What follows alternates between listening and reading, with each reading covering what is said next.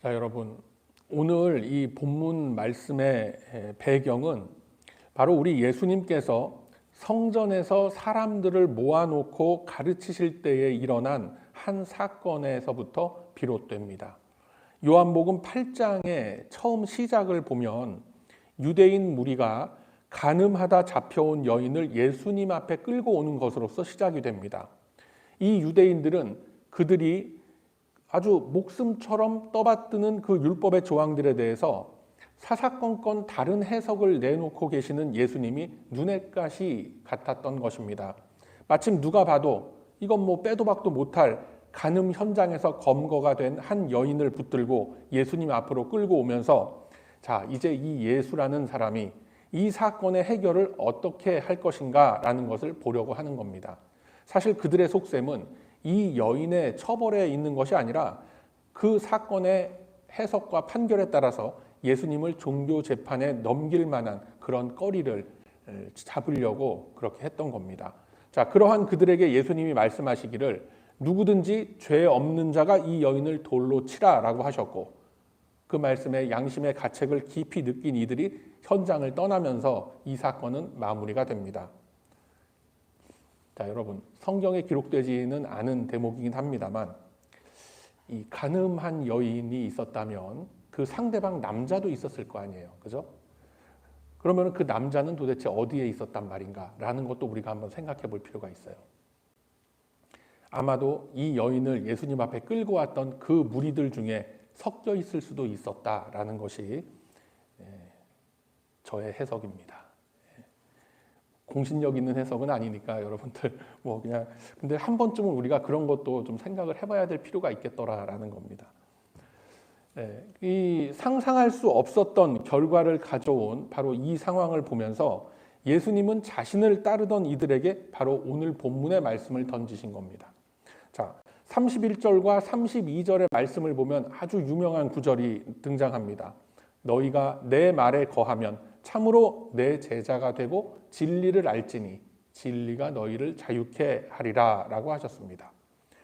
이 말씀은 분명히 예수님의 말씀을 따르며 그 말씀을 듣고 있었던 당시 유대인들에게 하신 말씀입니다. 그런데 예수님의 뉘앙스를 가만히 보면은 지금 이 말씀을 받고 있는 사람들은 어디로부턴가 자유롭지 못하고 진리를 제대로 알고 있지 못하다라는 그런 느낌이 좀 들게 되는 겁니다. 자, 33절에서 곧바로 유대인들이 이렇게 항변을 하죠. 우리는 누구의 종이 된 적도 없고 우리가 아브라함의 자손인데 아니 어디로부터의 자유와 해방이라는 거냐라고 예수님께 반문을 합니다.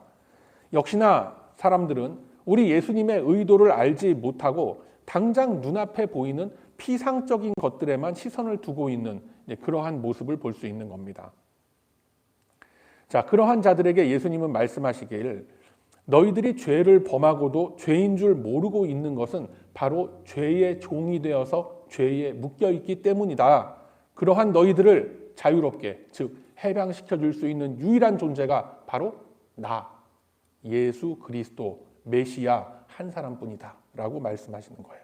그러자 유대인들이 반론을 제기하기를 아니 우리는 이미 아브라함의 자손이다 라고 항변을 또 하죠. 그것은 바로 그들의 사고 속에 깊이 뿌리박혀 있는 혈연적 유대인들은 율법의 규례들을 지키기 때문에 당연히 하나님의 백성이며 아무도 이 사실을 바꿀 수 없다라는 그 유대교적인 사고를 그대로 보여주고 있는 거예요. 그러한 유대인들에게 예수님은 본문 39절, 40절에 걸쳐서 말씀하시기를 아브라함의 자손이라면 너희들이 아브라함의 자손이라면 아브라함이 행했던 믿음의 일들을 할 것이며 그래야지 어떻게 하나님의 말씀을 전하는 나를 죽이려 할 수 있겠느냐. 너희들이 조상이라고 하는 그 아브라함은 최소한 그렇게 살지 않았다라는 그들의 무지함과 그들의 불신앙이라는 것을 꾸짖고 계신 거예요. 이것이 바로 오늘 본문의 대략적인 아웃라인이 됩니다. 자, 여러분, 예수님은 지금 자신의 메시아로서의 소명과 사역을 이해하지 못하고 인정하지 않으려는 그 유대인들을 향해서 그들이 가지고 있던 율법에 대한 오해와 인간 중심의 신앙관을 바로잡아 주시려고 하는 겁니다. 예수님이 유대인들을 향하여 말씀하시길 그들이 아브라함의 자손이건 모세의 자손이건 뭐 누구의 자식이건 간에 그들을 붙들고 있는 죄의 문제, 죄로부터 헤어나오지 못한다면 제 아무리 뭐 레위 지파 출신이건 베냐민 지파 출신이건 뭐 유다 지파 출신이건 간에 그들이 가지고 있는 그 유대인의 족보와 상관없이 그들은 하나님의 은혜로부터 멀리 떨어진 존재들이다라는 것을 분명히 밝히고 계신 겁니다.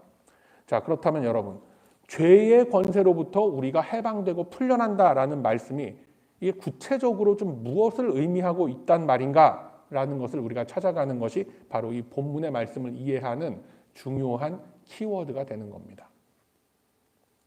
그리고 이 문제는 우리 현대 성도들의 모습 속에서도 고스란히 반복되어서 나타나고 있는 그런 문제이기도 한 겁니다. 자, 첫째로 율법에 대한 오해를 바로잡아야 한다라는 것이죠. 구약의 이스라엘 역사 속에서 엄격한 율법의 말씀이 주어졌던 것은 하나님의 존재와 또 하나님이 어떤 분이시다라는 것을 그 이스라엘 백성들에게 나타내기 위한 수단이요 방법이었던 겁니다. 하나님은 거룩하신 분이다.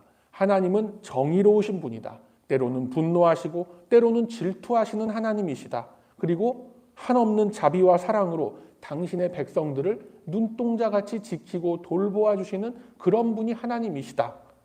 이스라엘의 반복되는 그 배신 속에서도 계속해서 당신의 말씀을 꾸준히 전하시면서 인내하시는 하나님이시다 라는 것을 계속해서 그들에게 알려주고 있는 거예요.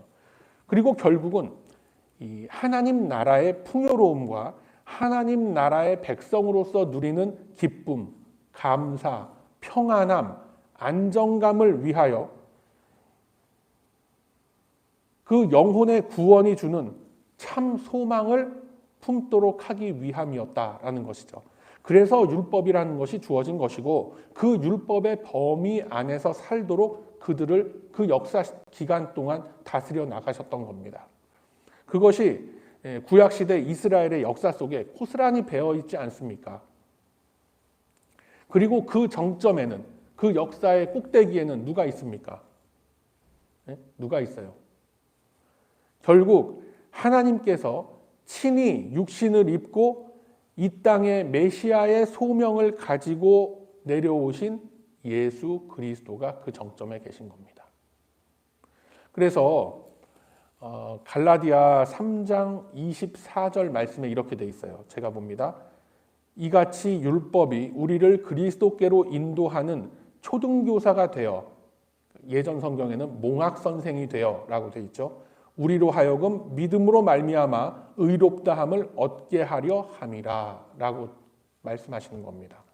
그런데 유대인들은 이러한 복음의 내용과 성령이 조명하시는 율법에 대한 이해를, 바른 이해를 갖지 못했기 때문에 그들은 행위 중심의 신앙을 가졌던 것이고 그것이 결국은 사람 중심의 신앙으로 변질되어 갔던 겁니다. 사람 중심의 신앙이 되면 나타나는 것이 뭐냐면 뭐 여러 가지 것이 있습니다. 뭐 샤머니즘 뭐 별게 다 있는데 제가 여러분들에게 말씀드리고 싶은 건 그거예요. 권위주의라는 거예요. 권위주의.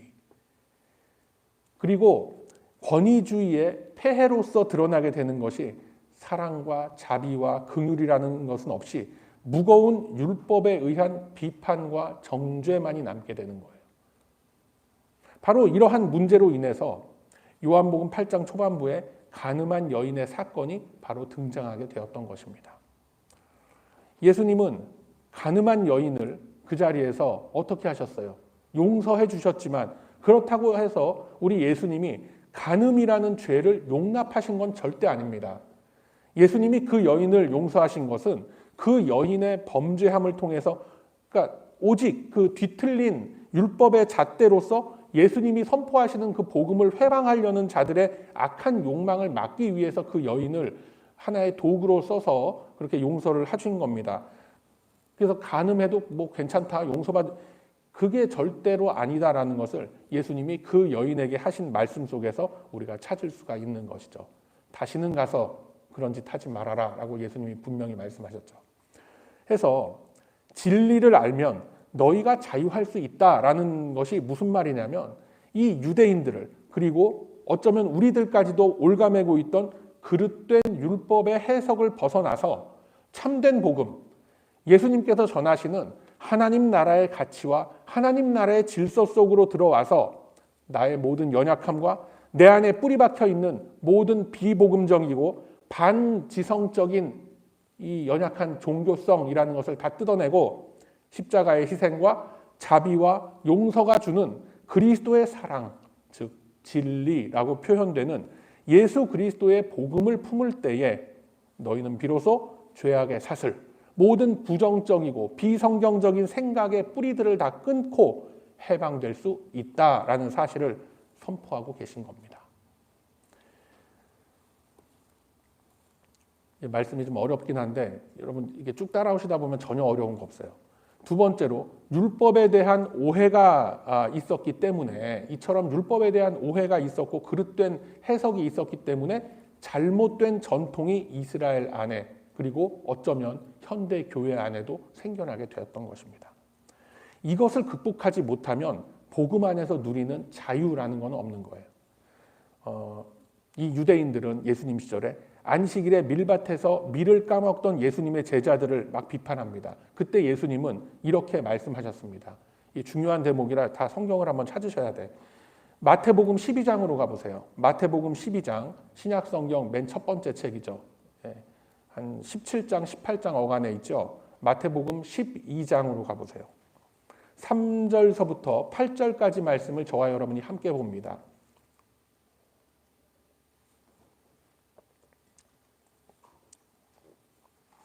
자, 마태복음 12장 3절서부터 8절의 말씀 우리 함께 봅니다. 시작. 예수께서 이르시되 다윗이 자기와 그 함께한 자들이 시장할 때의 한 일을 읽지 못하였느냐? 그가 하나님의 전에 들어가서 제사장 외에는 자기나 그 함께한 자들이 먹어서는 안 되는 진설병을 먹지 아니하였느냐? 또 안식일에 제사장들이 성전 안에서 안식을 범하여도 죄가 없음을 너희가 율법에서 읽지 못하였느냐? 내가 너희에게 이르노니 성전보다 더 큰 이가 여기 있느니라. 나는 자비를 원하고 제사를 원하지 아니하로라 하신 그 뜻을 너희가 알았더라면 무죄한 자를 정죄하지 아니하였으리라. 인자는 안식일의 주인이니라 하시니라. 아멘. 그 굶주린 예수님의 제자들에게 뭐 빵 한 덩어리 보태주지는 못할 망정 그 정죄하고 비난하는 그 유대인 무리들에게 예수님께서 일침을 가하신 그런 대목이었던 겁니다.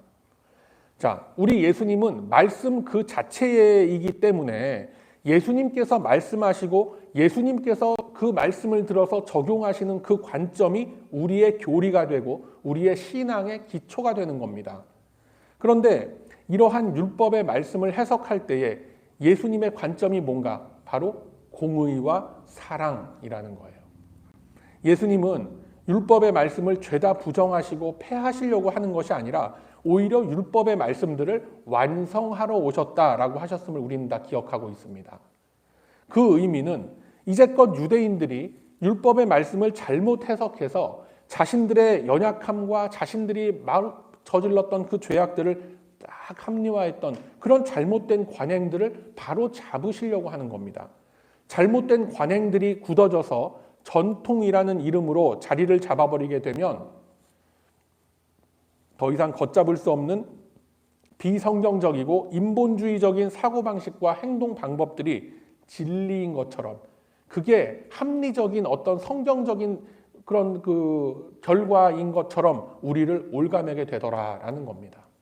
그래서 예수님은 안식일에 병자를 고치시거나 굶주린 제자들이 밀밭에 들어간 사건 등을 통해서 말씀하시기를 너희 중에 그 누가 아들이나 너희들이 아끼는 그 가축 소가 우물에 빠졌으면 안식일이라고 곧 끌어내지 않겠느냐라고 일갈하셨던 겁니다. 즉 말씀의 본질을 읽어내지 못하고 그냥 피상적인 부분만을 가지고 하나님의 뜻을 안다라고 우겨대니까 결국은 자기 모순에 빠지게 되고 앞뒤가 맞지 않는 일들을 저질러 놓고도 그것이 얼마나 잘못된 일인지 인지하지 못하게 되는 겁니다. 그러다 보니 이 같은 사고방식이, 그릇된 사고방식들이 유대인들 속에 퍼지게 되고 나아가서는 교회 안에 퍼지게 되고 계속 이어 나가서 그 결과로서 바로 1517년 종교개혁이 일어나게 된 겁니다. 여러분 잘 들어보세요. 종교개혁의 의미와 역할을 관통하는 가장 중요한 포인트는 잘못된 권위주의에 대한 믿음을 참된 믿음에 대한 권위로 바꾼 겁니다. 굉장히 중요한 내용이에요, 여러분. 잘못된 권위에 대한 그 믿음을 참된 믿음에 대한 권위로서 바꾸었다라는 것입니다. 그러니까 권위에 대한 믿음을 믿음에 대한 권위로 바꾼 게 종교개혁 정신의 가장 중요한 포인트가 된다라는 겁니다. 이게 왜 그러냐면 그릇된 성경의 이해는 교회가 제도권 안으로 들어가고 각 나라의 그 왕실마다 유럽이든 뭐 어디든 간에 기독교를 국교로 받아들이면서 더욱 심해졌던 겁니다. 어떻게 심해졌어요? 하나님의 영광이 아니라 황제와 교황의 그 권위 앞에 영광을 돌리는 일들이 벌어지게 되고 십자가의 정신이 아니라 십자가의 희생과 십자가의 헌신이 아니라 십자군의 폭력과 무력이 판을 치게 되었던 것입니다. 이런 일들 지금도 많이 보게 되죠.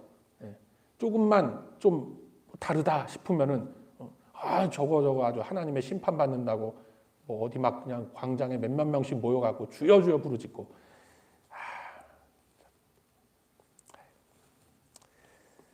그래서 이 종교개혁의 의미라는 것을 놓고 당시 로마 교황청이 이러이러한 비리를 저질렀다. 교황청이 카톨릭이 이렇게 썩었다. 뭐 이런 거에 우리가 초점을 맞추면 안 되는 거예요. 물론 다 객관적으로 드러난 사실들이지만 우리가 인간적인 시선으로서 종교개혁의 의미와 원인을 바라보게 되면 어떻게 되는 줄 아세요? 요즘 지금 뭐 서울 한복판에서 일어나고 있는 일들처럼 새로운 율법의 굴레를 만들어서 씌우게 되는 거예요. 즉 복음이 아니라 성경 말씀이 아니라 윤리 도덕으로 흘러가게 되는 거예요. 그렇게 되면 복음이 갖고 있는 이 놀라운 역동과 그 안에 담겨 있는 진리의 사실들이 다 묻혀버리게 된다라는 겁니다. 예수님 시절 그 유대인들이 가졌었던 잘못된 율법주의와 잘못된 권위주의를 또다시 우리가 지금 이 시대에 반복하게 되는 겁니다. 그래서 개혁의 초점이라는 것은 오직 말씀으로 향해야 될 줄로 믿습니다.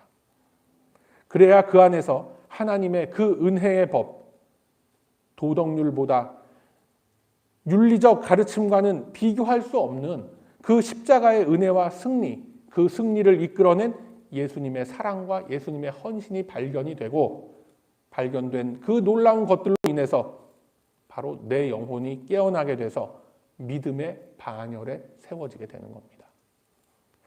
우리들은 어쩌면 이 옛날 유대인들처럼 다른 이들의 허물과 잘못을 잡아내고 있느라 자기 자신의 모습은 인식하지 못하는 영적인 무감각에 빠져 있는 줄 모릅니다.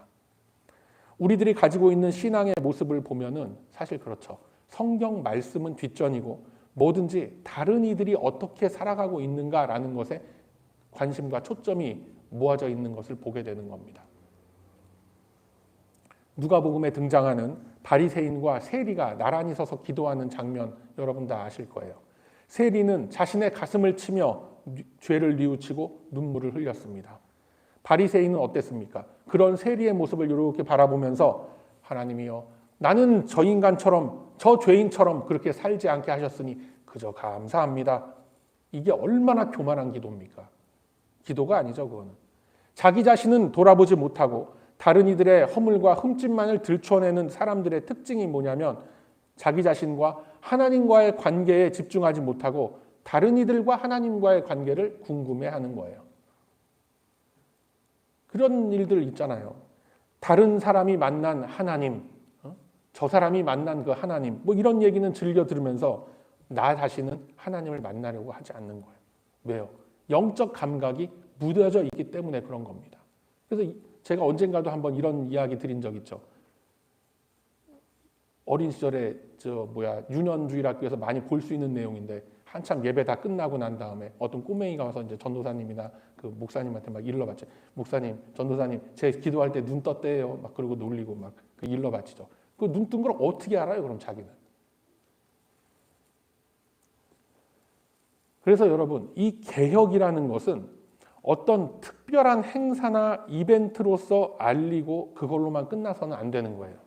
계속해서 나의 삶 속에서 끊임없이 하나님 말씀에 대한 갈망과 진리에 대한 열정이 타올라야 되는 겁니다. 그럴 때에 우리가 교동문으로도 읽은 내용이지만 로마서 1장 17절의 말씀과 같이 믿음으로 믿음에 이른다라는 말씀이 우리 안에 성취될 수 있는 것입니다. 하나님께서 내 안에 새로운 일들을 일으켜 주실 것이라는 그 믿음이 결국 더욱 성숙한 믿음 있는 자의 모습으로서 성장케 하는 겁니다.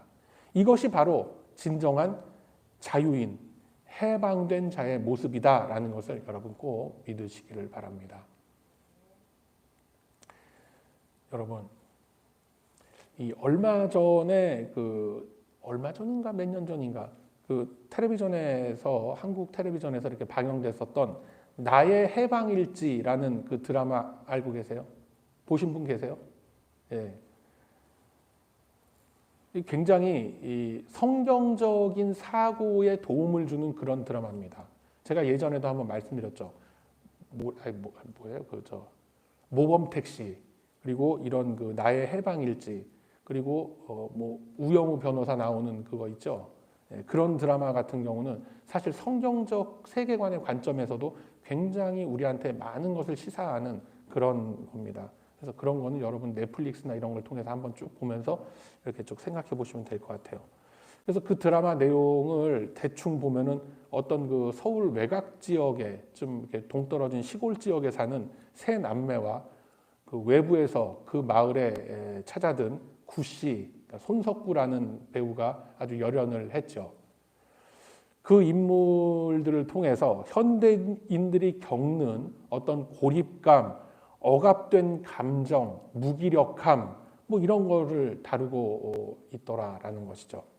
그래서 그 드라마의 결말을 제가 보니까 그 등장하는 사람들이 그 가지고 있었던 어떤 자신들의 그 내면의 갈등들을 어느 정도 극복하고 뭐 스스로 해방을 꿈꾸는 그런 모습으로서 또 밝은 모습들로 그렇게 마무리가 되는 거를 제가 이렇게 봤는데, 궁극적으로 그들의 그 삶에 완전한 평안이나 자유라는 것은 주어지지 않은 어떤 미완의 그런 결말로서 끝을 맺었던 걸로 저는 기억을 합니다. 맞습니까?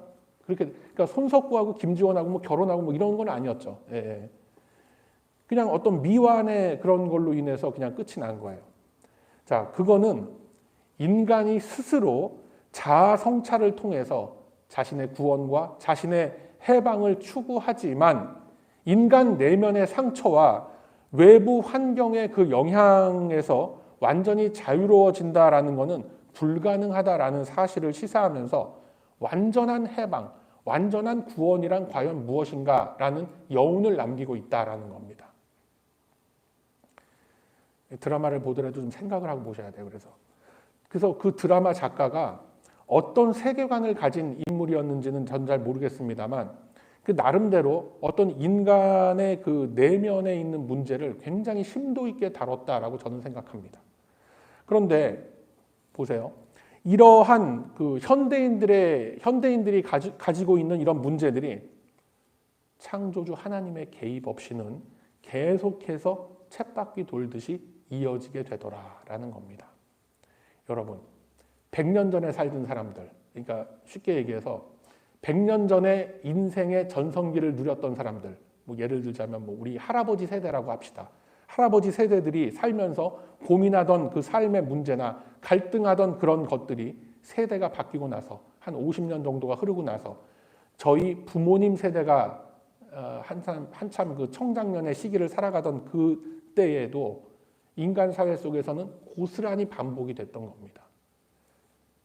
자기 부모의 선조의 세대들이 겪었던 오류와 그 갈등들이 더 발전이 돼야 될 거 아니에요. 소위 말하는 진화가 돼야 될 거 아닙니까? 그래서 그걸 이겨내야 될 거 아니에요. 그런데 세대는 계속 반복이 되는데 똑같은 문제는 계속 그 세대 속에 한 4, 50년 간격으로 이어지는 그 세대 속에 계속 이어지더라라는 거예요. 표현 방법의 차이만 있을 뿐 선대에서 고민하던 그 숱한 삶의 문제들이 어떤 해결 방법이나 타협점을 찾지 못하고 시대가 변하면서 계속 이어지는 것을 우리는 봅니다. 여러분, 이 악순환의 고리를 끊을 수 있는 것은 오직 복음뿐임을 우리는 믿는 겁니다. 그 누구도 제대로 끊어내지 못하는 이 오류와 실수와 그런 반복들을 그리스도께서 지고 가신 십자가만이 끊어낼 수가 있는 거예요. 그래서 종교개혁이라는 것은 단순한 교회 모임의 개혁과 성찰에 갇혀 있다라는 것이 아닙니다. 예수님께서 이 땅 위에서 이루고자 하셨던 그 하나님 나라의 모형을 되찾는 운동이었던 겁니다. 말씀에 대한 바른 이해, 하나님이 주시는 은혜에 대한 겸손한 갈망, 그리고 하나님에 대한 굳은 믿음. 오직 이것으로만 현실을 누르고 있는 현실에 대한 절망과 우울감과 또 미래에 대한 불안감과 초조감에서 벗어날 수 있다라고 우리는 믿는 것입니다. 사랑하는 우리 배단위 가족 여러분, 오직 진리 안에 거하시기를 바랍니다. 십자가의 승리로서 보여내시고 증명해내신 그 복음의 진리로서 우리는 자유함을 얻고 해방될 수 있는 겁니다. 하나님은 우리가 진리 안에, 즉 복음 안에 예수 그리스도 안에 거할 때에, 다시 말하면 쉽게 얘기해서 성경적 사고방식과 복음적 세계관으로서 탄탄히 무장돼 있을 때 바로 우리의 실력과 우리의 수준만큼 은혜를 주시는 겁니다. 이 말씀 뒤집어서 보면은 하나님은 우리의 필요한 만큼, 즉 내 믿음의 분량만큼 은혜를 주시고 누릴 수 있는 이 환경과 또 누릴 수 있는 믿음의 분량도 허락하시는 거예요. 우리가 우리의 믿음의 지경을 넓혀가는 만큼 주님은 우리에게 보여주시고 깨닫게 하시고 이루어 주시는 겁니다. 그래서 이 사실을 깊이 품고 이제까지 나를 올가매고 있던 그릇된 사고와 그릇된 잘못된 그 삶의 방법들로부터 벗어나시길 바랍니다. 종교개혁이라는 것이 뭐 옛날 옛적에 500년도 더 된 옛날 옛적에 알지도 못하는 인물이 나타나서 외친 하나의 그 사건이 아니라 시간을 초월해서 이 시대에도 우리가 살고 있는 지금 이 순간에도 끊임없이 이어지고 있고 또 이루어져야 하는 우리의 몸부림이 될 때에 하나님은 예수님을 통하여 보여주시고 약속해 주신 놀라운 구원과 자유함을 우리들에게 허락하실 것입니다. 그래서 이 사실을 믿고 오직 개혁의 정신으로 하루하루를 살아가는 우리 모두가 다 되기를 소망합니다. 그러함으로 이제는 모든 비성경적이고 비복음적인 것들을 내 안에서 거두어내고 오직 그리스도께서 허락하신 진리를 품음으로 하루하루 내 안에 계신 그리스도의 형상을 선명하게 증명해낼 수 있는 저와 여러분의 복된 이 믿음의 삶이 다 되시길 이 아침에 주님의 이름으로 축원드립니다. 아멘.